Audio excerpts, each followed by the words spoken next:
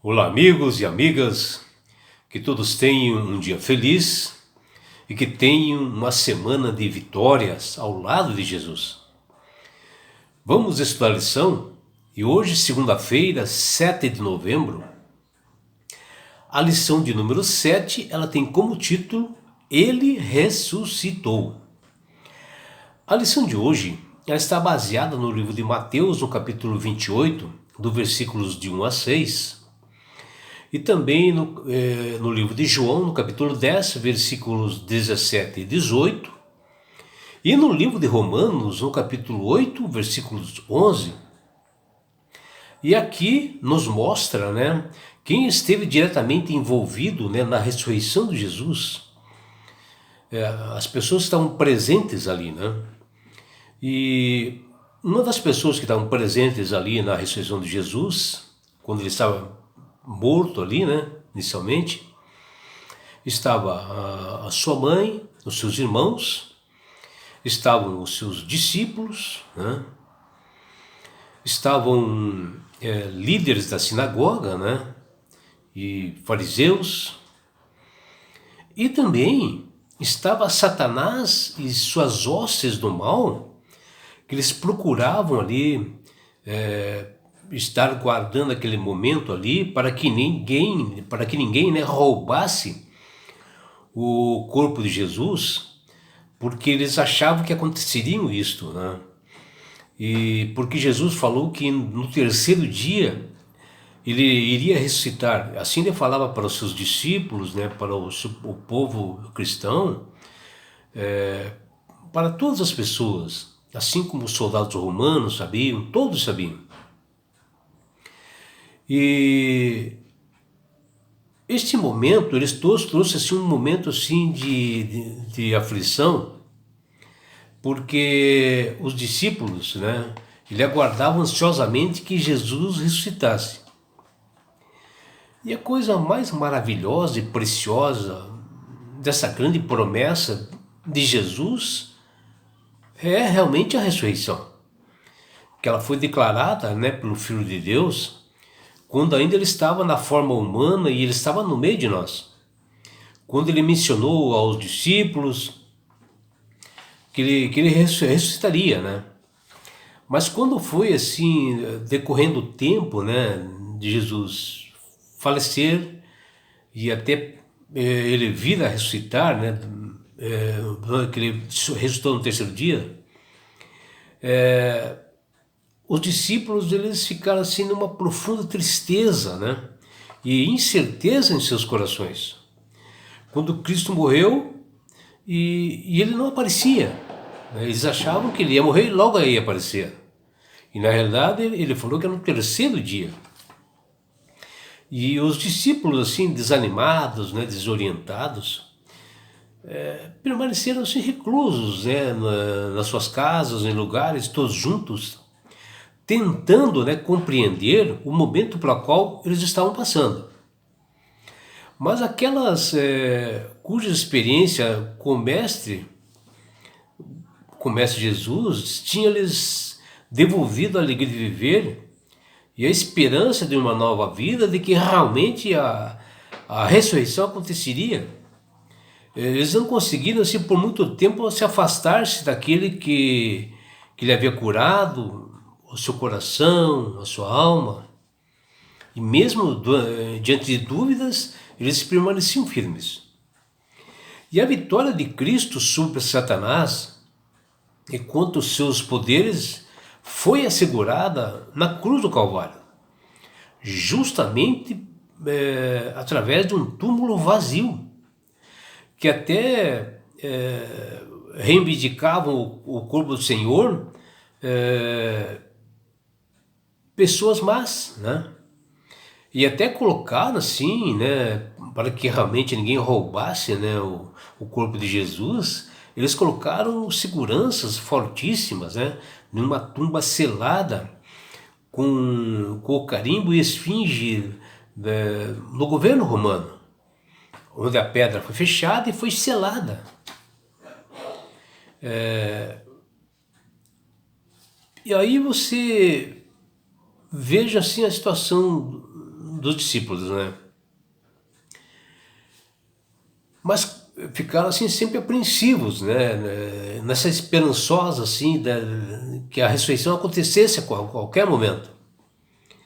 Mas quando Jesus triunfou sobre a morte, que ele ressuscitou daquele túmulo frio ali, espantando assim aqueles anjos maus que estavam em volta, que se afugentaram, né, pelo poder e a glória de Deus, Satanás ali ele compreendeu perfeitamente que o seu reino chegaria ao fim e sua morte estava decretada a partir daquele momento. Para os discípulos, foi uma alegria enorme a ressurreição de seu mestre Jesus. Onde até uma mulher chamada Maria, ela foi até o túmulo para ungir, né, seu mestre, né, com perfumes, óleos, especiarias, e foi dado a ela o privilégio dela conversar com um anjo do Senhor, que está lá em Mateus, no capítulo 28, versículo 2. E depois, né, de muitas mulheres serem as primeiras a avistarem e conversarem com o ressurreto Salvador.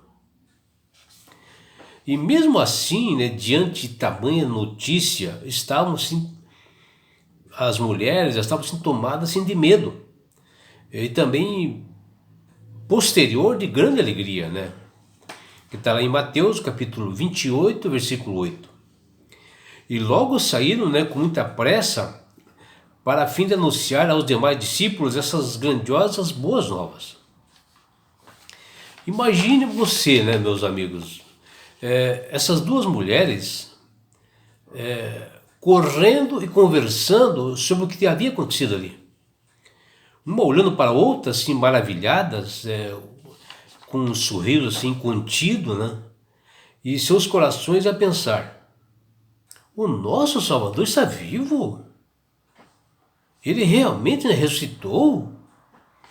Mas as dúvidas e as suas indagações e o temor que sentiam, elas foram interrompidas por uma voz familiar que disse: salve!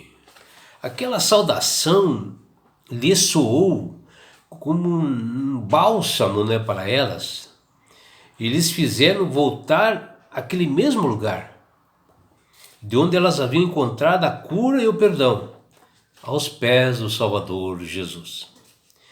Mesmo, né, alguns soldados, né, não terem ouvido as palavras do anjo, né, que falaram com aquelas mulheres,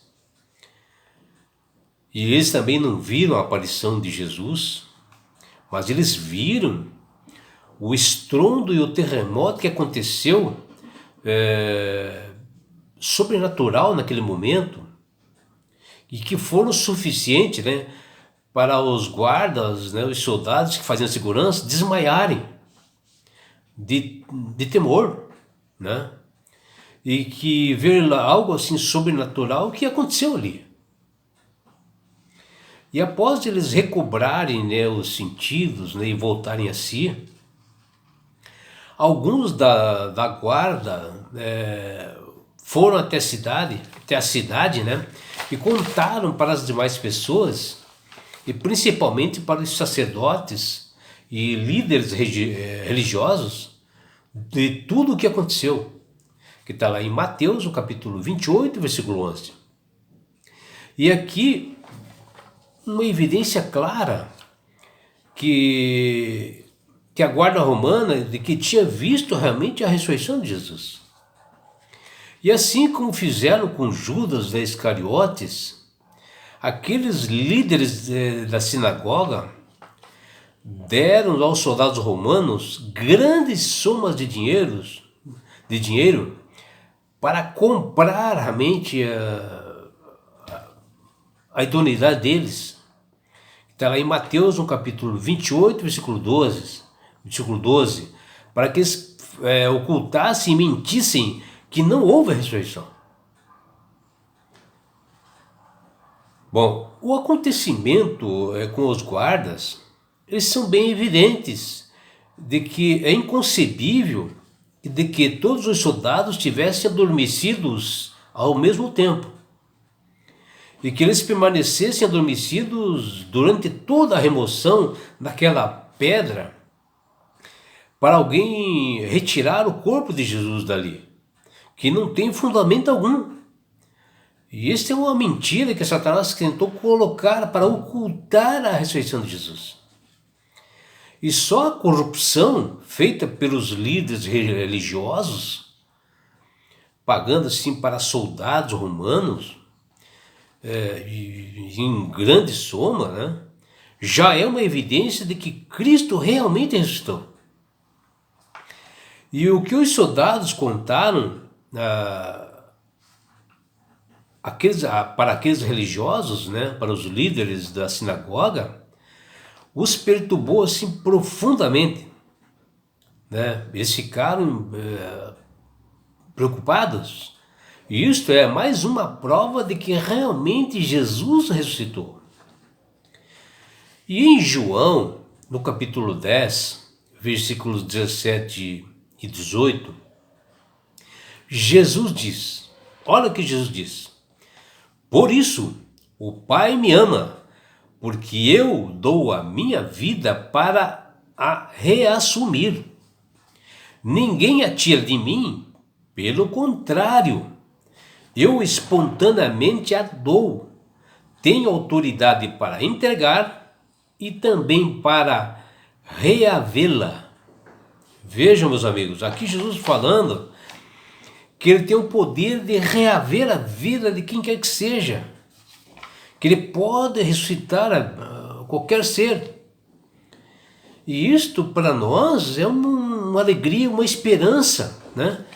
Porque na segunda vinda de Jesus, ele irá ressuscitar todos os nossos entes queridos, dar a vida novamente. E mesmo que, porventura, nesse trajeto até Jesus voltar, que está próximo, nós venhamos a morrer, a esperança é para nós também que ele irá nos ressuscitar. Até nós mesmos, né, seremos ressuscitados naquele grande evento que é a segunda vinda de Jesus. Por isso, meu amigo, minha amiga, que Deus tem falado através do Espírito Santo para todas as pessoas, inclusive para você, meu amigo, minha amiga, para que você aceite Jesus como Salvador. E quando você aceita Jesus como Salvador, a sua mente se abre, a sua mente se torna mais cristalina. Você começa a entender o que é ressurreição, como aconteceu, o que é a morte, em qual evento que Jesus irá nos ressuscitar dos entes queridos, você mesmo talvez, que até lá pode morrer também. E quando você aceita Jesus como Salvador, ele dá esse presente que chama-se salvação. E com isto, ele quer te levar de você, tua família, teus amigos, para as mansões celestiais. Um lugar não haja mais dor, não haja mais morte, aflições. E sabe por quê, meu amigo, minha amiga, por que Deus quer fazer isto? Porque Jesus te ama. Abraços do seu amigo João Carlos Amorim.